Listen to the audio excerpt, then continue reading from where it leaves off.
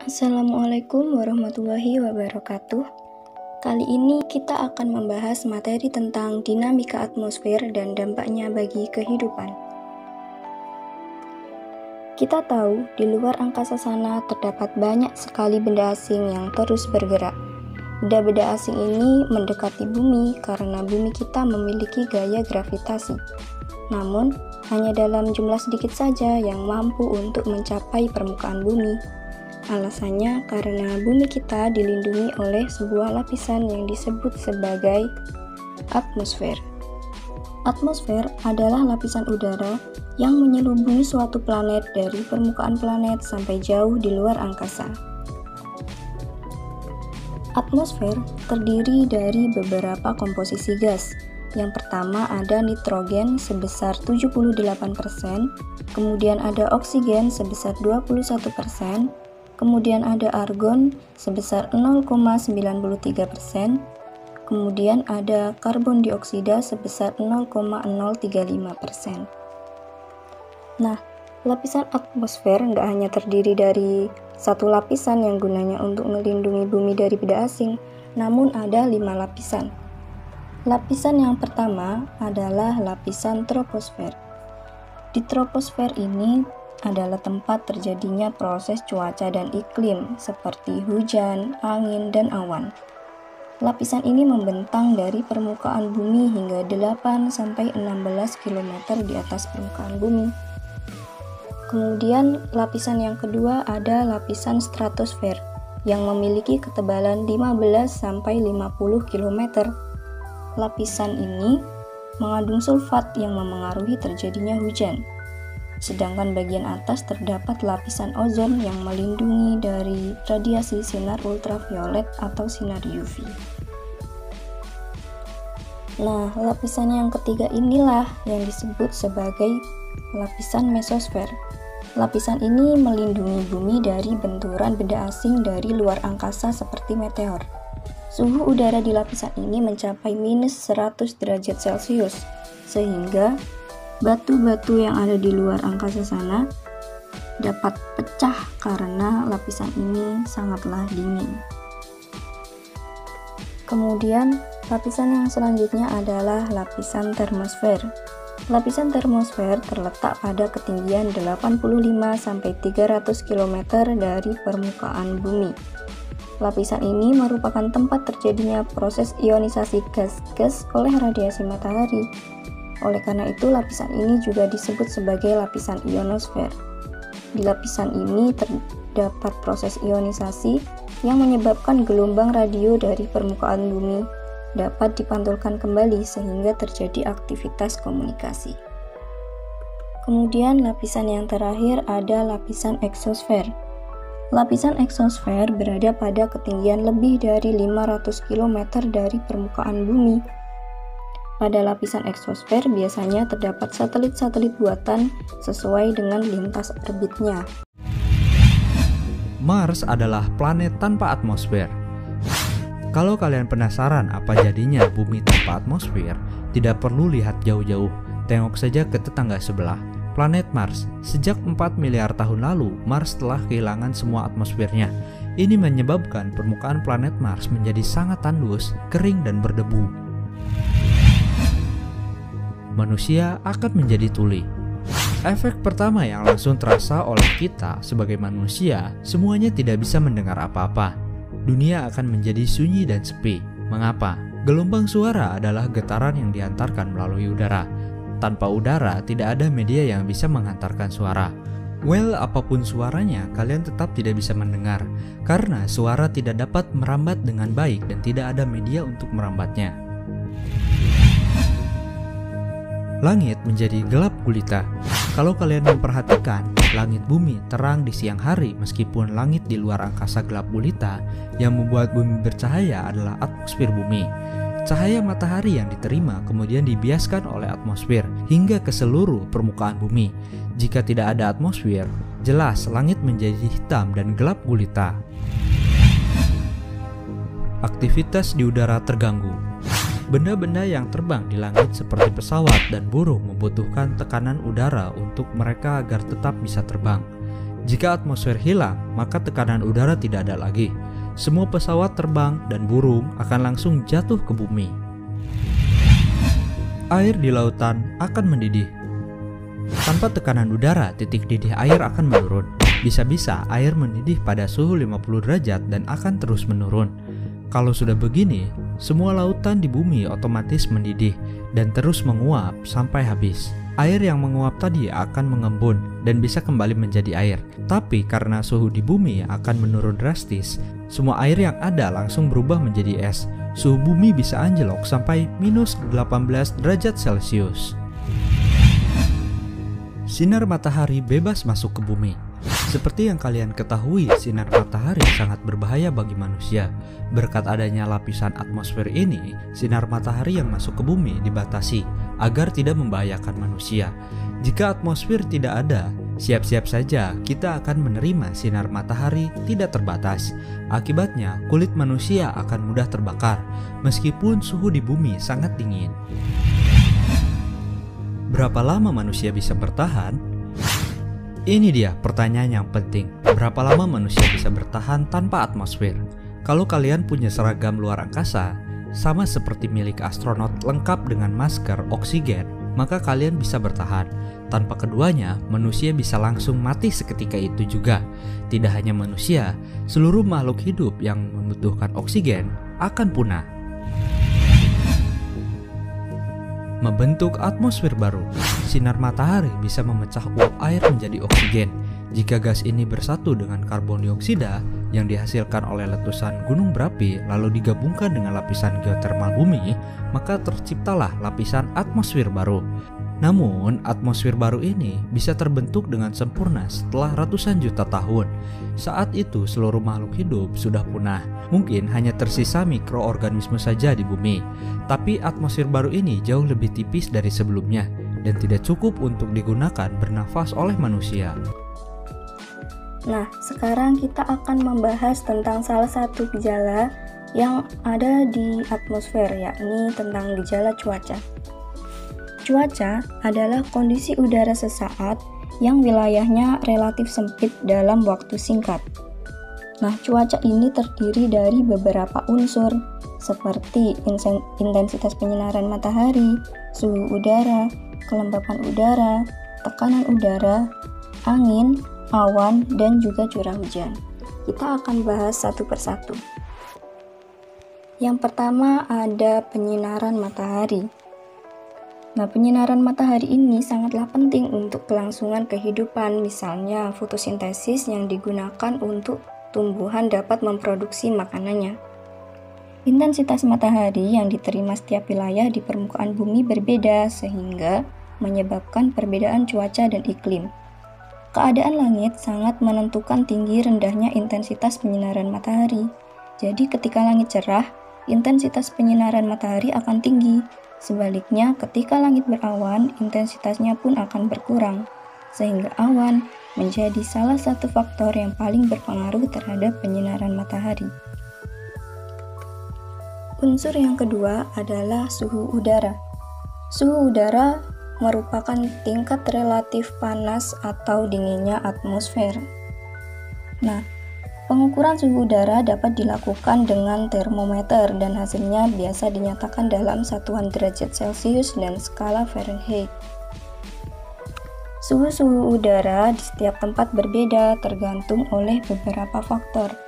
Yang pertama ada faktor letak lintang. Jadi semakin tinggi letak lintang, maka suhu udaranya juga akan semakin dingin. Kemudian ada faktor ketinggian tempat. Semakin tinggi tempat, maka kita tahu bahwa suhu udaranya akan semakin dingin.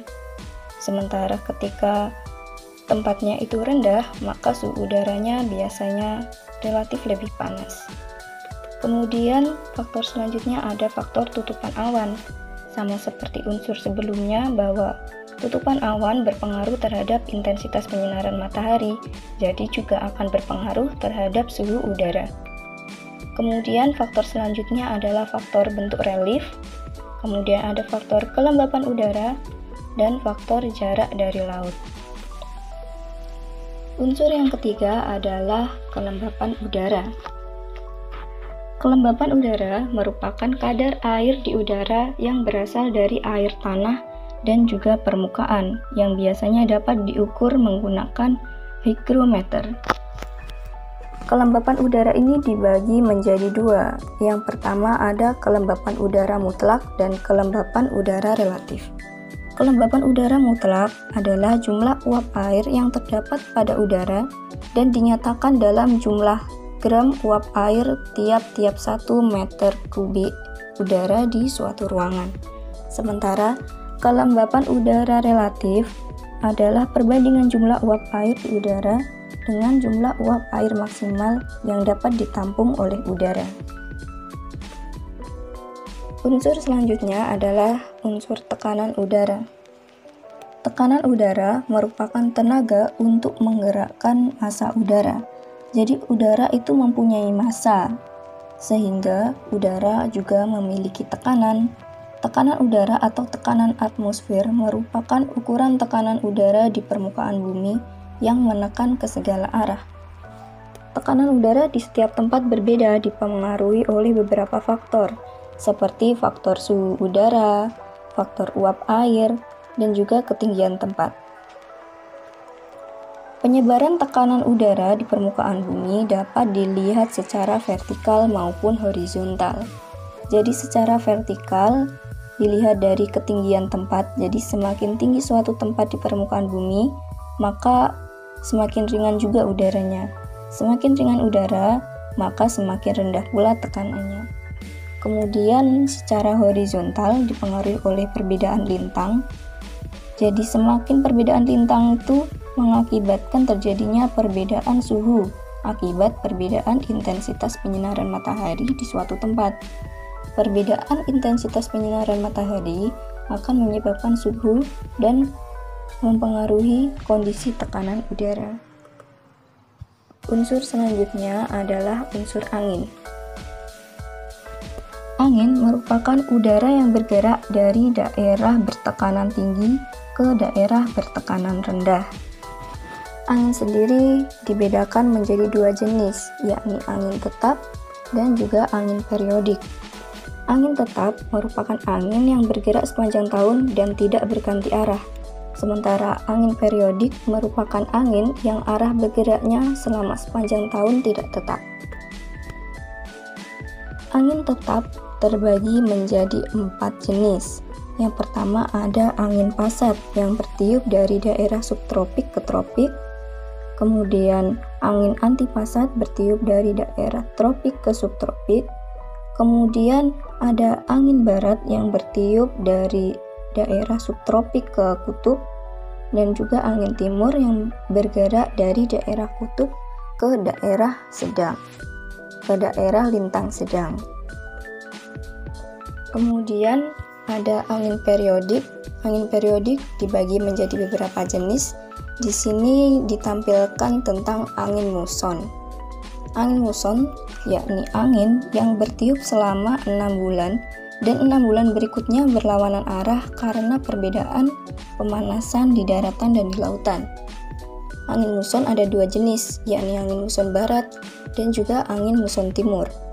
Angin muson barat biasanya terjadi pada bulan Oktober sampai April yang menyebabkan Indonesia mengalami musim hujan karena angin ini membawa banyak uap air karena melewati samudra-samudra yang luas. Sementara angin muson timur menyebabkan Indonesia mengalami musim kemarau yang biasanya terjadi pada bulan Mei sampai bulan September. Angin ini bersifat kering karena melewati gurun pasir yang sangat luas di benua Australia dan hanya melewati perairan-perairan sempit. Kemudian angin periodik lainnya ada angin lokal seperti angin gunung yang terjadi di malam hari dan bertiup dari puncak ke arah lembah, dan juga angin lembah yang terjadi di siang hari bertiup dari lembah ke arah puncak. Kemudian ada angin darat yang juga terjadi di malam hari bertiup dari daerah darat ke laut, dan sebaliknya angin laut terjadi di siang hari yang bertiup dari daerah laut ke daratan. Unsur selanjutnya adalah unsur awan. Jadi, proses pengembunan atau kondensasi uap air di udara yang melampaui titik jenuh pada ketinggian tertentu akan membuat air menjadi titik-titik air di udara. Titik-titik uap air ini kemudian berkondensasi dan disebut sebagai awan. Menurut bentuknya, awan dibedakan menjadi 3 jenis. Yang pertama ada awan sirus. Awan sirus ini berbentuk seperti bulu atau serat dan biasa terlihat saat cuaca sedang baik. Kemudian ada awan cumulus yang berbentuk seperti tumpukan bola-bola kapas dan kadang mengindikasikan cuaca cerah.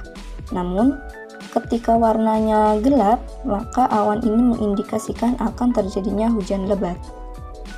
Kemudian ada awan stratus yang memiliki ciri-ciri berbentuk halus, berlapis, dan berwarna kelabu menghalangi sinar matahari. Awan stratus biasanya mengindikasikan hujan dalam intensitas ringan. Unsur selanjutnya adalah unsur curah hujan. Jadi apabila kelembapan udara sudah maksimal, maka akan terbentuk embun dan airnya jatuh lagi ke permukaan bumi menjadi hujan. Curah hujan adalah jumlah air yang jatuh ke permukaan bumi dalam waktu tertentu. Hujan dibagi menjadi 3 jenis berdasarkan proses terjadinya.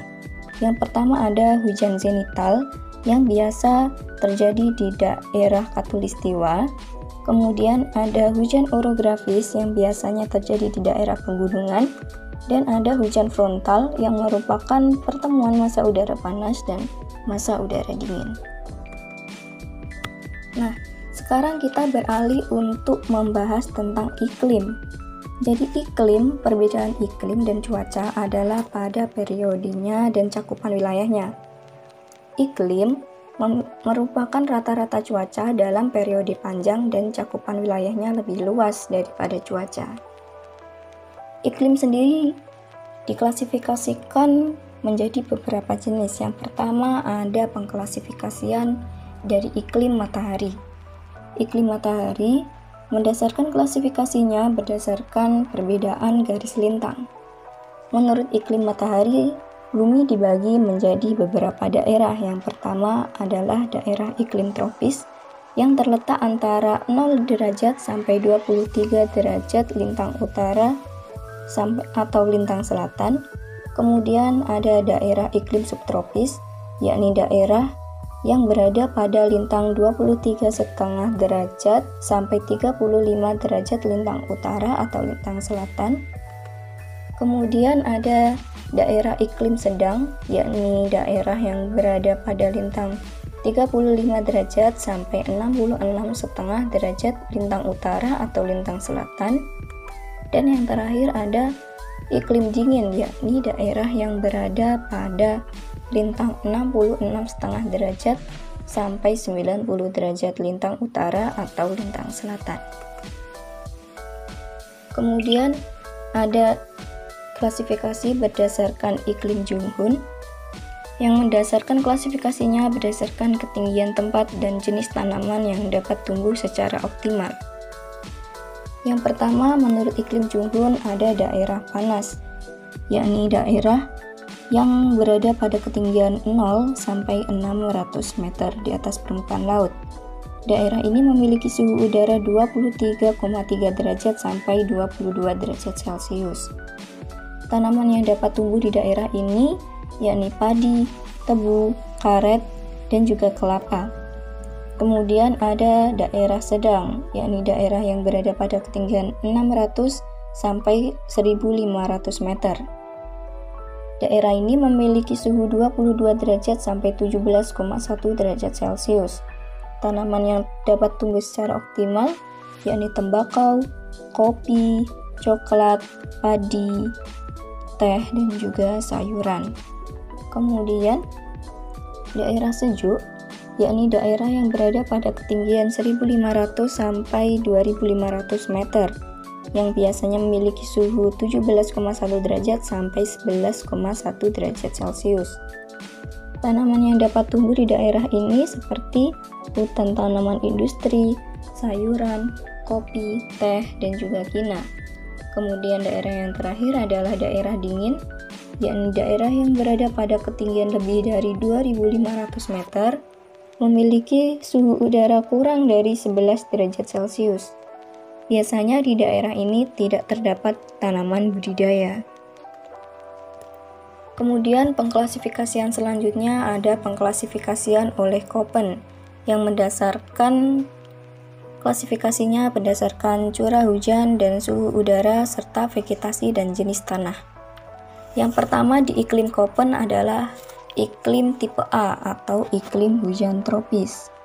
Iklim ini yakni berada di daerah yang memiliki curah hujan tinggi, penguapan tinggi, dan suhu udara bulanan rata-rata 18 derajat Celcius.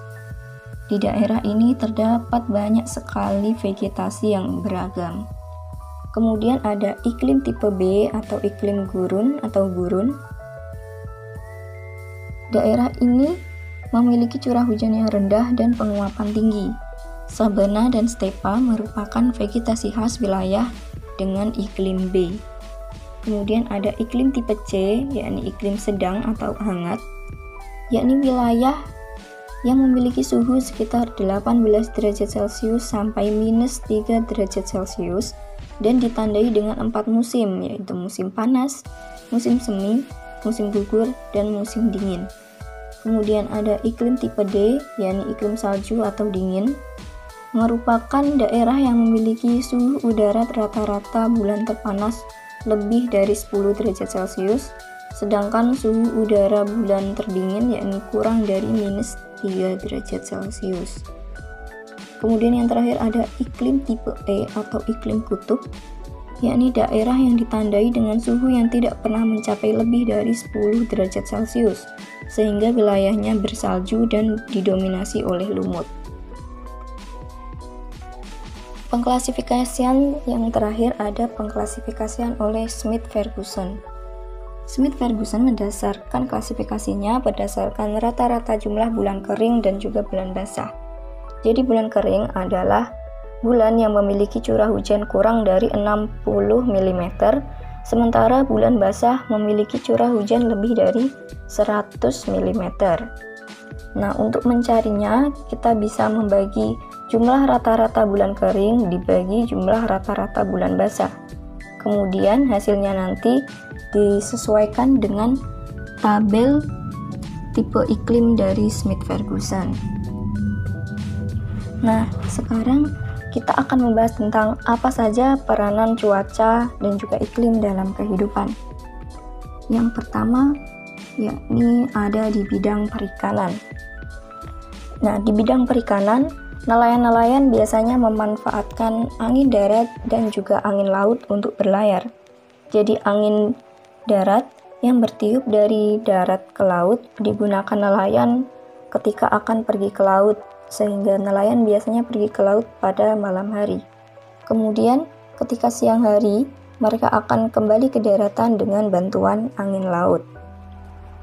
Kemudian manfaat selanjutnya adalah untuk menentukan kondisi habitat ikan, sehingga kondisi iklim dan cuaca yang sesuai dapat menyebabkan ikan dapat berkembang dan mengalami pertumbuhan dengan baik.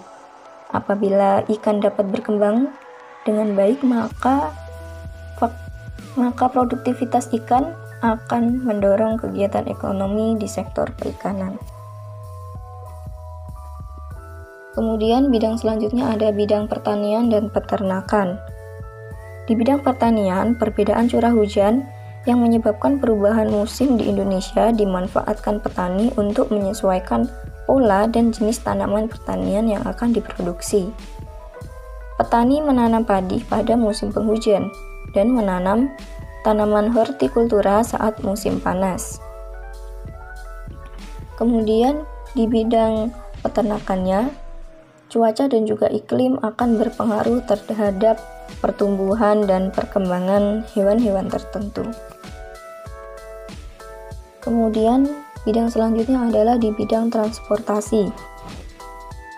Di bidang transportasi, apabila cuaca buruk dan gelombang laut tinggi, maka jalur pelayaran akan terhambat. Begitu pula pada jalur penerbangan yang akan tertunda apabila cuaca sangat buruk dan beresiko jika dilakukan penerbangan. Cuaca buruk karena hujan juga akan menyebabkan jalanan menjadi licin sehingga akan meningkatkan resiko kecelakaan. Bidang selanjutnya ada di bidang industri. Pemanfaatan cuaca pada industri biasa digunakan pada industri tradisional yang mengandalkan cuaca untuk proses produksinya, seperti industri batu bata dan genting. Industri juga berhubungan erat dengan proses pengangkutan yang melibatkan sistem transportasi. Maka proses pengangkutan untuk menyalurkan produk industri juga akan bergantung pada kondisi cuaca. Nah, sekarang kita akan membahas tentang perubahan iklim global. Perubahan iklim global merupakan kondisi yang menunjukkan perubahan unsur-unsur iklim yang berbeda dari kondisi normalnya yang terjadi di dunia. Perubahan iklim global tidak terjadi dalam waktu singkat, tetapi laju perubahannya lebih cepat dari perubahan iklim secara alami. Penyebab dari perubahan iklim yang paling utama adalah pemanasan global akibat gas-gas rumah kaca. Gas-gas rumah kaca meliputi gas CO, CO2, NO2, SO2, HCN, HF, dan NH4. Gas-gas ini mengakibatkan suhu udara di bumi akan meningkat dan berpengaruh terhadap kondisi iklim. Untuk menyiasati atau mengurangi dari adanya gas-gas rumah kaca ini, kita dapat melakukannya dengan cara menghemat emisi karbon, dengan cara menggunakan kendaraan umum daripada kendaraan pribadi, atau mengurangi penggunaan kendaraan bermotor dengan cara berjalan kaki. Gejala-gejala dari perubahan iklim global antara lain yakni adanya pemberitaan tentang banjir dan erosi di beberapa belahan bumi, sedangkan di beberapa belahan bumi lainnya mengalami kekeringan. Gejala yang lainnya adalah El Nino dan La Nina.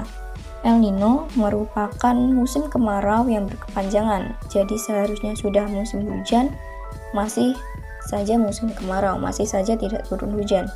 Sementara La Nina kebalikan dari El Nino, yakni musim hujan yang berkepanjangan, sehingga seharusnya sudah musim kemarau, tapi masih saja terjadi hujan. Nah, pertanyaannya, apa memangnya dampak dari perubahan iklim? Jadi, dampak perubahan iklim itu ada banyak ya. Yang pertama ada mencairnya es di kutub. Mencairnya bongkahan es di kutub dapat memicu naiknya permukaan air laut. Permukaan air laut yang naik dapat menenggelamkan pulau-pulau kecil dan menimbulkan banjir di dataran rendah. Kemudian dampak selanjutnya adalah krisis ketahanan pangan.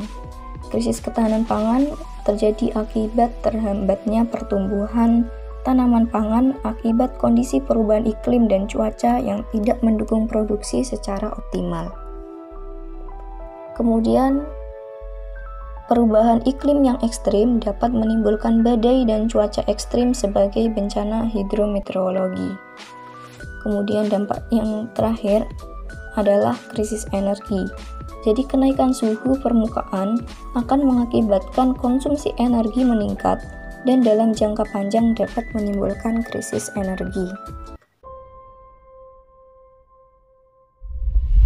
Bumi, tempat segala angan dan harapan umat manusia tinggal, kini sedang memanas. Sains mencatat, bumi kita sedang mengalami kenaikan suhu yang bisa dibilang parah. Bahkan tahun lalu tercatat sebagai tahun terpanas kedua dalam sejarah manusia. Dan mengerikannya, 6 suhu terpanas bumi yang pernah tercatat semuanya terjadi di dalam 1 dekade belakangan. Mungkin kalau nggak dihentikan, kita akan menuju ke tahun-tahun di mana bumi memiliki lebih banyak persoalan ketimbang harapan. Pertanyaannya, apakah kita mampu menghentikan pemanasan global yang semakin parah? Sayangnya, pemanasan global itu nyaris nggak mungkin buat dihentiin. Ini semua karena banyak senyawa ini yang terus memenuhi langit bumi dan membuatnya semakin memanas. Bayangkan aja jumlah emisi gas rumah kaca yang dihasilkan manusia gara-gara gunain bahan bakar fosil aja itu nyampe 37 gigaton. Itu kayak ngebuang 6.000 piramida Giza ke atmosfer bumi. Dan inilah yang bikin kandungan karbon dioksida dan emisi lainnya di atmosfer bumi yang tadinya rata-ratanya cuma segini, jadi mencapai titik tertingginya selama 800.000 tahun terakhir. Oke, kalau gitu apakah masih ada jalan keluar dari semua ini? Apa masih ada cara buat memperlambat pemanasan global? Sebenarnya masih ada, tapi itu pun bakalan susah banget. Ilmuwan banyak yang udah sepakat kalau cara terbaik buat memperlambat pemanasan global adalah dengan ngurangin emisi gas rumah kaca ke udara. Makanya 197 negara di dunia juga udah sepakat dalam 10 tahun ke depan seenggaknya kita udah harus ngurangin emisi gas rumah kaca segini buat ngejaga biar suhu bumi nggak naik 2 derajat Celcius di akhir abad ini. Karena kalaupun semua manusia saat ini berhenti ngasilin karbon dioksida ke udara, bumi masih akan tetap memanas. Dan apalagi kalau kita nggak ngapa-ngapain, bisa aja ada kemungkinan yang jauh lebih parah. Kelihatannya, 2 derajat itu emang kayak kecil banget. Tapi nyatanya, kenaikan suhu bumi sekarang ini aja udah bikin perubahan iklim yang dampaknya ngerembet kemana-mana. Bencana alam segala bentuk udah gak bakalan nahan diri untuk ngancurin kita. Sampai spesies hewan dan karang di lautan yang jadi makin terancam. Dan bahkan pemanasan global juga disebut ikut nyebabin banyak kematian lewat persebaran penyakit. Menurut para saintis, bumi emang gak akan langsung berakhir karena ini semua. Tapi kemungkinan semua bencana ini akan terjadi lagi bakalan jadi jauh lebih sering. Terus gimana dengan kita? Kalau kita lihat sekitar aja masih kelihatan banyaknya orang di belakang layar masih gak peduli dengan kondisi bumi sekarang. Yang main nebang pohon dan ngebakar lahan di sana sini buat keuntungan pribadi mereka aja. Padahal buat sekedar info, ini yang mungkin akan terjadi di Jakarta tahun 2050 kalau muka air laut terus nambah tinggi gara-gara pemanasan global. Tentunya kita nggak bisa biarin ini sampai terjadi. Untungnya, Indonesia juga punya komitmen buat ngurangin emisi gas rumah kacanya ke udara lewat bikin kebijakan kayak nunda pemberian izin pembukaan lahan hutan dan gambut, restorasi lahan gambut, ningkatin penggunaan pembangkit listrik tenaga terbarukan, dan ngerehabilitasi dan penyerahan hutan untuk tujuan sosial. Ya, PR kita masih panjang. Tapi sejauh ini kita udah mulai dan harus terus ngerjain mereka. Satu persatu. Intinya pemanasan global itu hampir nggak mungkin buat dihentikan. Tapi seenggaknya ini semua masih bisa kita perlambat dengan usaha dan kerjasama buat ngurangin emisi karbon ke udara. Bukan cuma negara, tapi juga kita semua. Lewat ngejaga dan ngerawat teman-teman kita ini biar dunia kita tetap terjaga kelangsungannya. Dan seperti biasa, terima kasih.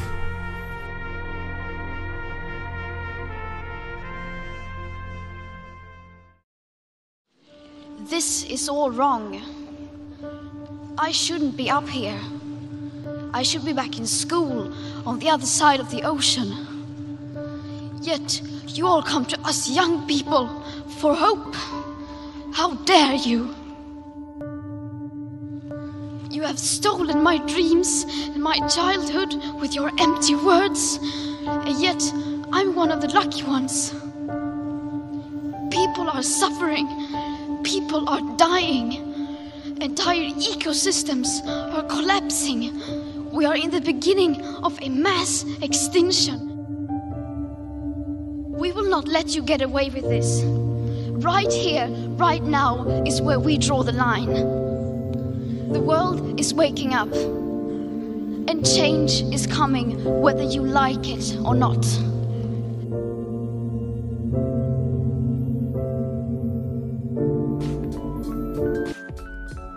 Nah, sekarang kita akan membahas tentang lembaga yang menyediakan dan memanfaatkan data cuaca dan iklim di Indonesia.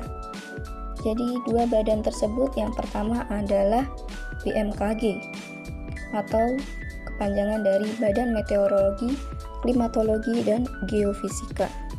Tugas dari badan ini adalah menginformasikan kondisi cuaca, menginformasikan kejadian gempa bumi, dan memberikan informasi tentang potensi tsunami yang kemungkinan akan terjadi. Kemudian badan yang selanjutnya adalah LAPAN atau Lembaga Penerbangan dan Antariksa Nasional. LAPAN ini memiliki tugas dari pemerintahan di bidang penelitian dan pengembangan kedirgantaraan. Selain itu, LAPAN juga melaksanakan penyelenggaraan bidang keantariksaan sesuai dengan aturan undang-undang. Nah, sekian materi dari dampak, maksud saya materi tentang dinamika atmosfer dan dampaknya terhadap kehidupan. Semoga kalian bisa mengerti. Wassalamualaikum warahmatullahi wabarakatuh.